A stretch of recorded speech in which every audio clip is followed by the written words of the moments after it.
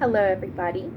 My name is Melissa Ospina Flores, and today I will be talking about some general aspects about the course Foreign Language Acquisition and Learning. So, let's talk about the description. First off, this is a methodological course, and it allows us to experience the foreign language acquisition in real life case scenarios.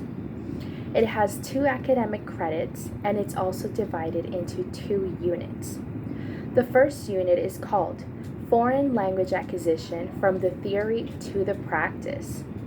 That's what I was mentioning at the beginning, where we will be able to connect what we learn and reflect it among our case scenarios that we will have. The second unit is called Learning Trends in Foreign Language.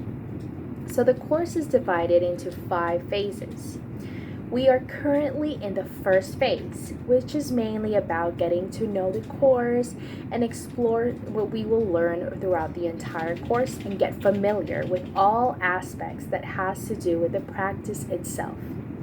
All right, so afterwards we will have some other phases, and we have to complete 32 hours in total. These 32 hours of pedagogical practice begin in phase 2. So in phase 2, we are going to have 8 hours of participant observation practice and 2 hours of material development. We also need to have 3 hours of ESAPEC.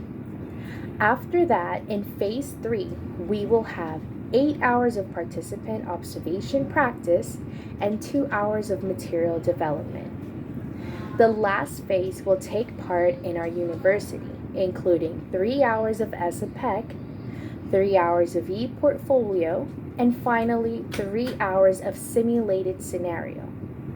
So these are the phases that we have throughout the course. After that, we're going to talk about learning outcomes.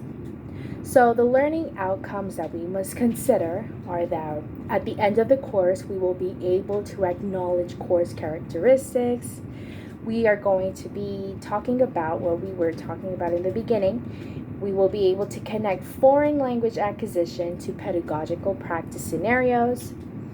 We will also accomplish the evaluation of teaching strategies that depend on students in different ways of learning. So it's important to consider this because all students learn differently, and this course will help us acknowledge these students and be able to find the correct methodology for each and every one of them.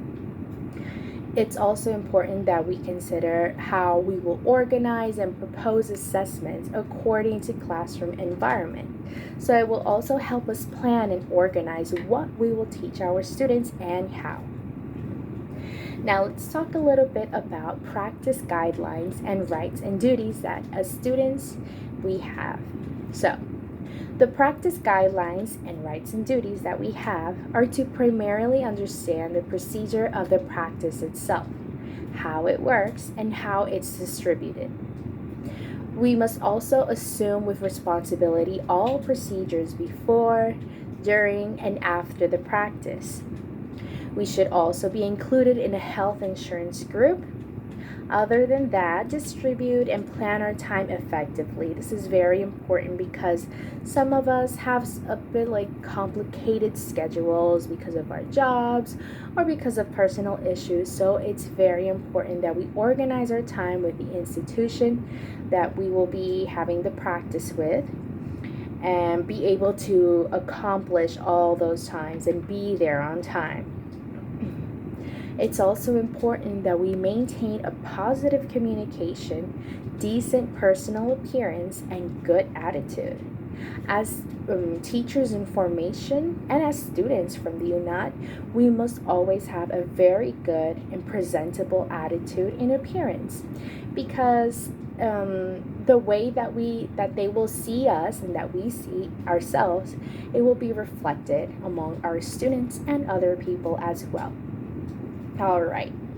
Afterwards, we should also be responsible and follow the schedule we have agreed to have and prepare everything according to the guidelines of each step.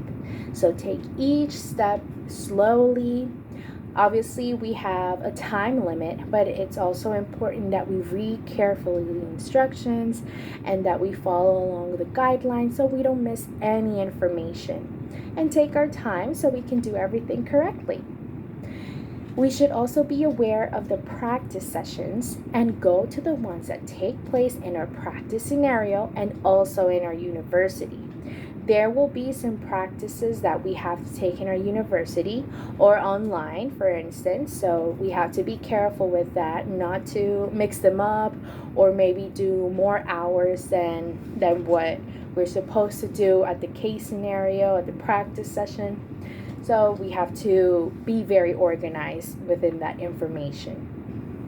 It's also important that we have, like, in case we have an emergency, we inform it to the university, to the people in charge of helping us throughout the process of the practices, because emergencies can happen. We may have to move to another location, or we might get sick. So it's important that we let them know all of these changes that we might have. So, as students that will become teachers, we have the right to receive explanations as to what to expect from the practice. And finally, we must be affiliated to the ARL and receive a certification at the end of the practice stating what we have accomplished along the practice hours. Thank you so much for your attention. Goodbye.